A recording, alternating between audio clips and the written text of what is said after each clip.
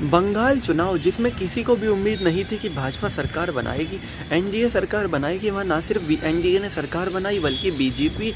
गठबंधन का बड़ा भाई बनकर उभरी, जिसके बाद 2021 में होने वाले बंगाल चुनाव में सभी की निगाहें हैं और सबको ऐसा लग रहा है कि इस बार बीजेपी बंगाल में करिश्मा कर देगी, क्योंकि लेकिन वहाँ पर टीएमसी की मुख्यमंत्री ममता बनर्जी है और पार्टी कोई भी हो सभी की निगाह ममता बनर्जी पर है कि ममता बनर्जी कैसे रोकेंगी नरेंद्र मोदी अमित शाह की जोड़ी को। जेपी नड्डा की अध्यक्षता में जो बीजेपी ने इतना अच्छा प्रदर्शन किया हर उपचुनाव में और हर चुनाव में जो अभी हुए उनको,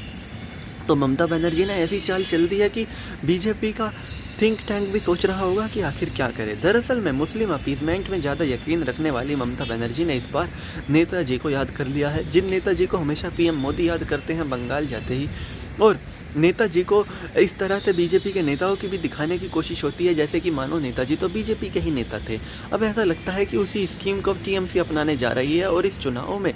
ये चुनाव बंगाल के मुद्दों से हटकर नेताजी की जो विरासत है उसको अपनाने में, उसको एक दूसरे से छीनने में ही रह जाएगा। क्योंकि 18 नवंबर को ममता बनर्जी ने एक पत्र लिखा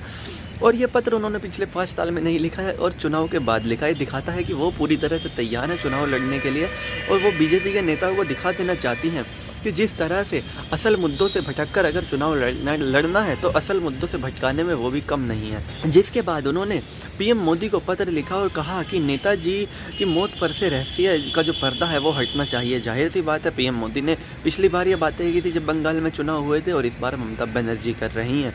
और कहा। इसके साथ ही साथ एक और मांग रखी कि जो 23 जनवरी है यानी कि नेताजी का हैप्पी बर्थडे, उस दिन को राष्ट्रीय अवकाश घोषित किया जाए, नेशनल हॉलीडे घोषित किया जाए जैसे कि 2 अक्टूबर है गांधी जयंती। क्योंकि नेताजी सुभाष चंद्र बोस का जो इस देश के पर ऋण है, जो इस देश में उन्होंने योगदान दिया, आज़ाद हिंद फौज बनाई, उसको कोई भी भूल नहीं सकता। लेकिन इसके बावजूद उनके बर्थडे पे नेशनल हॉलीडे ना होना वाकई में काफ़ी हैरानी भरा है बहुत से लोगों के लिए।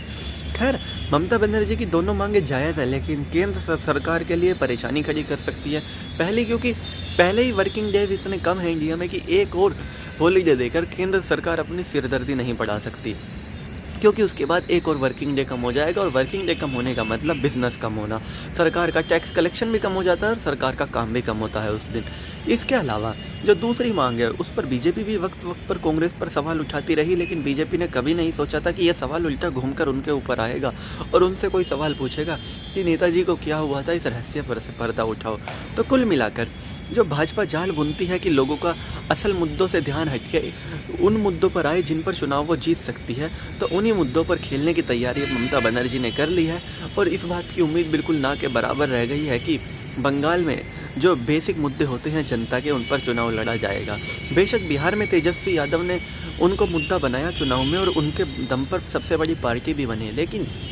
ऐसा लगता है कि ममता बनर्जी की पार्टी की रणनीति बना दी है प्रशांत किशोर ने कि अगर भाजपा को हराना है तो उन्हीं की पिच पर खेलना पड़ेगा और अपनी पिच के बारे में बात ही नहीं करनी। और यही कारण है कि अब ममता बनर्जी भी बेसिक मुद्दों से हटकर इन सभी मुद्दों पर चली हैं जिनके ऊपर भाजपा चुनाव लड़ने की कोशिश करती है। तो देखने वाली बात होगी इन मुद्दों पर 2021 में बंगाल में जीत किसकी होगी। तो चलिए दोस्तों, मैं राहुल चौधरी फिलहाल इस वीडियो के लिए इतना ही। आगे भी इसी तरह की देश दुनिया बॉलीवुड और खेल की तमाम खबरों के लिए बने रहिए मेरे साथ। जय माता दी।